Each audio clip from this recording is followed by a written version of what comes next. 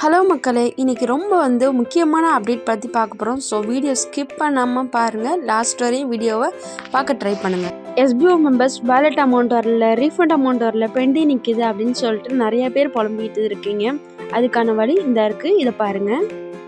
உங்களுக்கு அமௌண்ட் வரும்னா இந்த ஒரு விஷயத்த பண்ணால் மட்டும் போதும், உங்களுக்கு அமௌண்ட் வரும். என்னடா எல்லாரும் எஸ்பிஓ பேமெண்ட் ஆகிட்டு ஜாலியாக சுற்றிட்டுருக்காங்க, ஆனால் நம்மளுக்கு மட்டும் பேமெண்ட்டே வரல அப்படின்னு ஒரு போகம்பமே போயிட்டுருக்குங்க. இன்னொரு பக்கத்து பார்த்தா Shankar sir payment proof upload பண்ண மாட்டேங்கன்னு அவர் நோட்டீஸ் போர்டு சொல்லிட்டு இருக்காங்க. ஃபஸ்ட்டு இந்த ரீஃபண்டபிள் மெம்பர்ஸ் பார்த்தீங்கன்னா அவங்களுக்கு அமௌண்ட் எஸ்பிஓ சைட்லேருந்து சென்ட் ஆகி அவங்க ரிசீவும் பண்ணிட்டாங்க. பட் என்ன பண்ணனா அவங்களும் பேமெண்ட் அப்லோட் பண்ண மாட்டேங்கிறாங்க. எதுக்குன்னா நம்மளுக்கு தான் பேமெண்ட் ரிசீவ் ஆயிடுச்சு, நம்ம இதுக்காக இனிமேல் எதுக்கு பேமெண்ட் ப்ரூஃப் அப்லோட் பண்ணணும் அப்படின்னு சொல்லிட்டு அவங்களும் அலட்சியமாக எடுத்துக்கிறாங்க. எதுக்காகன்னு பார்த்தீங்கன்னா அவங்களோட வேலெட்டில் 500 50 ருபீஸோ இல்லை 1000 ருபீஸோ இப்படி ஒரு கம்மியான அமௌண்ட்டு தான் இருக்காங்க. நம்மளுக்கு தான் ரீஃபண்ட் வந்துருச்சு, இதுவே போதுன்னு போயிடுறாங்க. ஏன்னா இந்த ஓல்டு யூசர்ஸ்க்கு பார்த்தீங்கன்னா அவங்களோட ப்ரீமியம் பிளான் அமௌண்ட்டில் 18% ஜிஎஸ்டி போக 5330 ரூபா சம்திங் என்னமோ ரிட்டர்ன் பண்ணிடுறாங்க. அதனால் நம்மளுக்கு கட்டின அமௌண்ட் வந்துருச்சுல அப்படின்னு சொல்லிட்டு இவங்க பேமெண்ட் ப்ரூஃபும் அப்லோட் பண்ணுறதுல கண்டிப்பாக இந்த தவறை பண்ணாதீங்க. உங்களோட பேமெண்ட் ப்ரூஃபை கண்டிப்பாக அப்லோட் பண்ணணும். எதுக்காக இப்படி சொல்கிறோன்னு பார்த்தீங்கன்னா எஸ்பிஓ ரீஃபண்ட் கொண்டதுக்கான ரீசனே பார்த்தீங்கன்னா நம்ம ₹1 கூட லாஸ் ஆகக்கூடாதுன்னு. ஆனால் நம்ம அந்த ₹1 2 கூட இருக்கட்டும் கம்மியான அமௌண்ட்டுன்னு விட்டுட்டு போயிடுறோம். ஆனால் அதை கூட விடக்கூடாது, ₹1 இருந்தாலும் மக்களுக்கு போய் சேருன்னு சொல்லிட்டு உண்மையாக நினைக்கிற ஒரே கம்பெனி எஸ்பிஓ தான். அதை நீங்கள் ஃபஸ்ட்டு புரிஞ்சுக்கோங்க. ரீஃபண்ட் வாங்கினது கண்டிப்பாக எல்லோரும் ஃபீல் பண்ணுவீங்க. எதுக்காக நான் இப்படி சொல்கிறேன்னு பார்த்தீங்கன்னா கண்டிப்பாக இப்படி எஸ்பிஓ மாதிரி ஒரு கம்பெனி இருக்க முடியாது. அவங்ககிட்டையும் சில இஷ்யூஸ் இருக்க தான் செய்யுது. அவங்க அதை கிளியர் பண்ணி வரதுக்கு கண்டிப்பாக நாள் ஆகும். ஆனால் அதே சமயத்தில் நம்ம ஒர்க் பண்ண பேமெண்ட்டை கொடுக்கணும்னு நினைக்கிறாங்க. அதே சமயத்தில் இன்னொரு எஸ்பிஓ தன்னுடைய ஒரிஜினாலிட்டி, டிரான்ஸ்பரண்ட்டி அண்ட் ஜென்யூனிட்டியை அவங்க ப்ரூவ் பண்ணிட்டு தான் இருக்காங்க எல்லா இடத்துலையுமே. அதுக்கான ப்ரூஃப் பார்த்தீங்கன்னா இப்போ எஸ்பிஓ நோட்டீஸ் போர்ட்லேயுமே எவ்வளோ மெம்பர்ஸுக்கு நாங்கள் கொடுத்துருக்கோம், பெண்டிங் இருக்குதுன்னு அதை டிரான்ஸ்பரண்ட்டாகவே போட்டிருக்காங்க. எஸ்பிஓட பெரிய ப்ளஸ் பார்த்தீங்கன்னா டிரான்ஸ்பரன்சி தான். எல்லோரும் சொல்கிறாங்க எத்தனை நாளைக்கு இந்த கம்பெனி ரன் ஆக போகுதா அப்படின்னு சொல்லிட்டு தான் இருக்காங்க. இன்னும் பல பேச்சுக்கள் வருது. ஆனாலும் எஸ்பிஓ அவங்களோட கான்செப்ட்க்கு எனக்கு தெரிஞ்ச வரையும் கண்டிப்பாக லைஃப் லாங் ரன் பண்ணுவாங்க.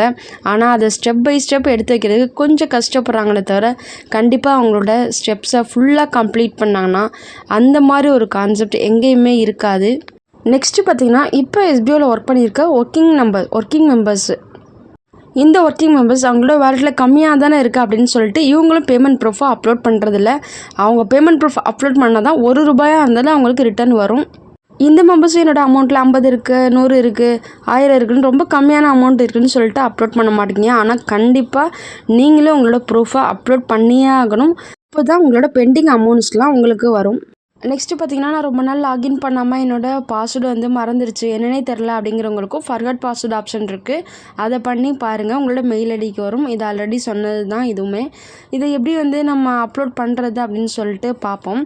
நம்மளோட லாகின் பேஜில் உங்களோட ரீஃபண்ட் கொடுத்த ஐடிக்கு தான் வரும், ஓகேங்களா? அந்த ஐடியில் இப்போ லாகின் பண்ணுங்கள். ப்ரூஃப் அப்டேட்னு வரும்.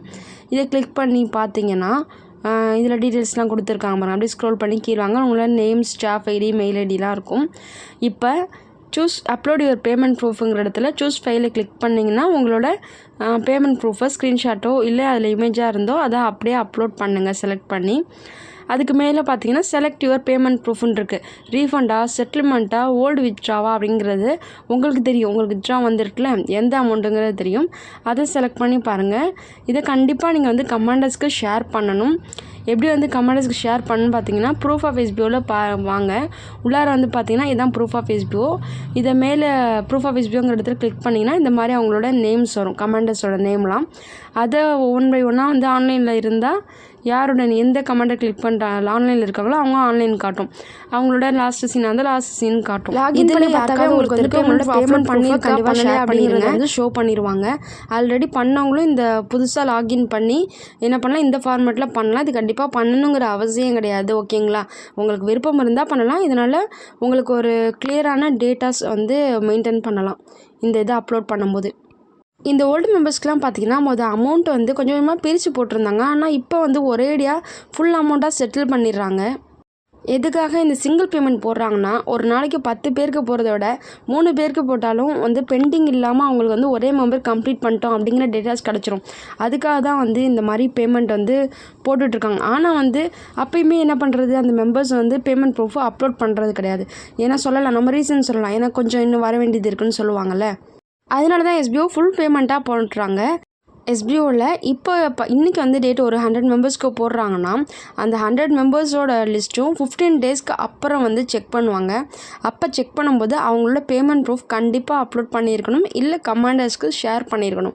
அப்படி இல்லைன்னா கண்டிப்பாக அவங்களோட பெண்டிங் அமௌண்ட் வந்து கிடைக்கிறதுல ரொம்ப பாதிப்பு ஏற்படும்.